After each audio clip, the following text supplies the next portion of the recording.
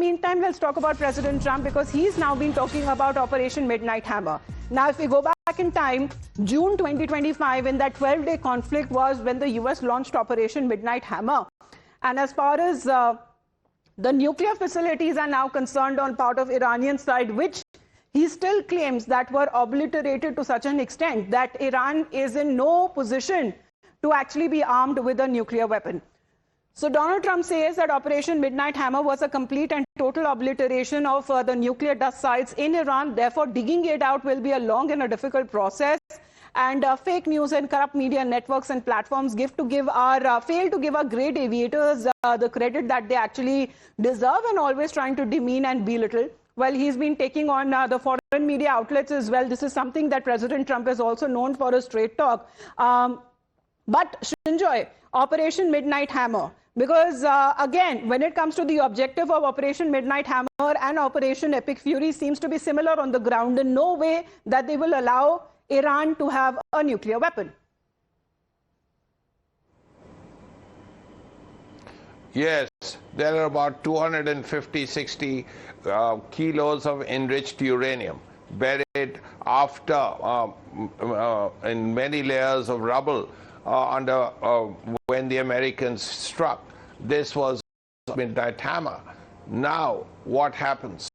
With those 260 kilos of enriched uranium, 60%, you can still make a bomb. You can make what is called a dirty bomb. Of course, the Iranians haven't done it, but theoretically, it is possible.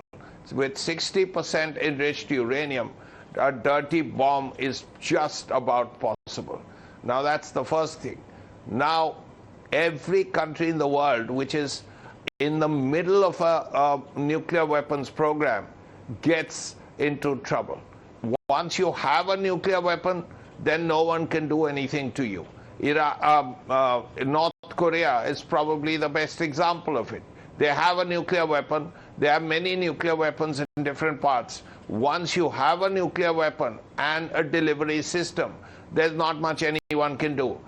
But once you are in the process of acquiring one, or the world thinks that you are acquiring one, as in the case of Iran, yes, then there is always some tension. And this is the tension Iran faces.